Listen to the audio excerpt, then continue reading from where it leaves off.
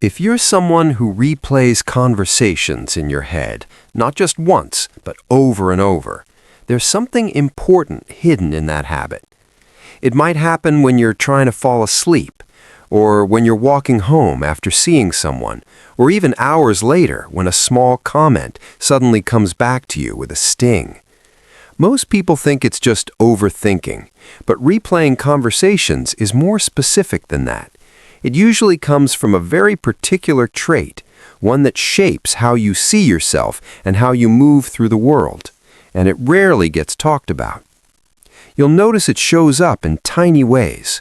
You replay the moment you said, "Oh, it's fine," even though it wasn't. You replay the joke you made that didn't land the way you hoped. You replay the tone someone used with you, trying to figure out what they really meant. You replay your response because you're quietly evaluating whether it was too much or not enough. On the surface, it looks like self-criticism, but underneath, it's something else. A deep desire to stay in control of how you're perceived. Not because you want to impress everyone, that's the misunderstanding. It's because being misunderstood feels unsafe.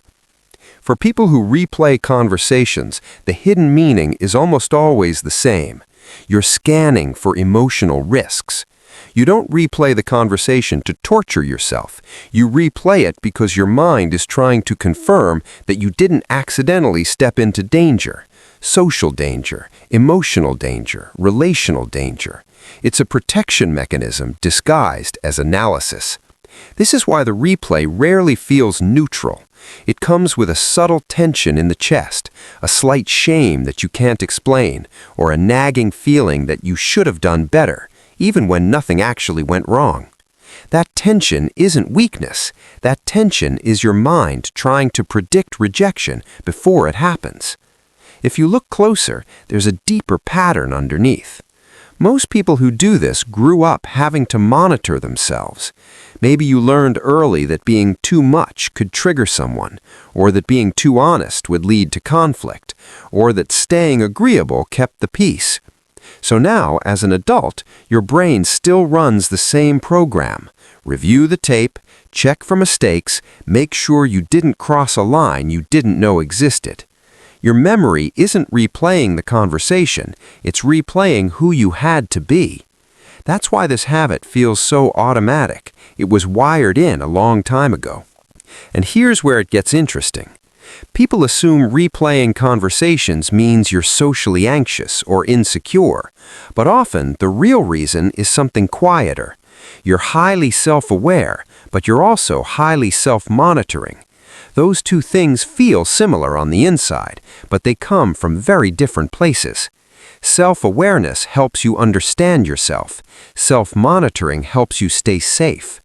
When you replay conversations, you're not just thinking about what happened. You're trying to maintain control over how others experience you, because unpredictability feels threatening. It's not about confidence, it's about control, and not the loud external kind, the internal kind that whispers, "If I understand everything that happened, nothing can catch me off guard."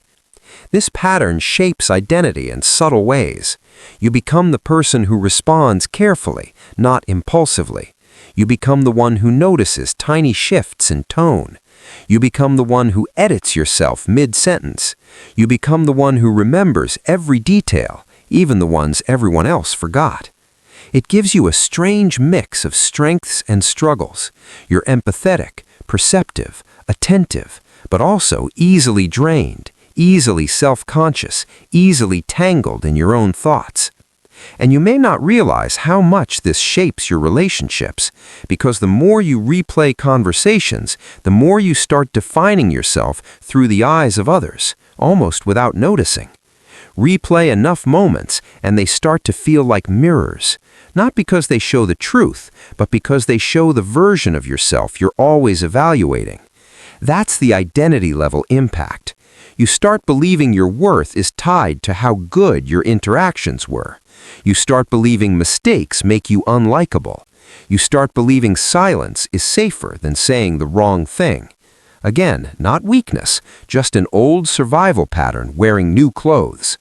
So if you're someone who replays conversations in your head, it's not random, and it's not just overthinking. It's a sign of a mind that learned to protect itself through awareness, prediction, and emotional carefulness. Once you see that, you can't unsee it. And even if nothing changes right away, the awareness alone shifts something inside you. Because now you know the habit wasn't a flaw, it was a pattern, a story your mind has been carrying for years. And understanding yourself is where everything begins.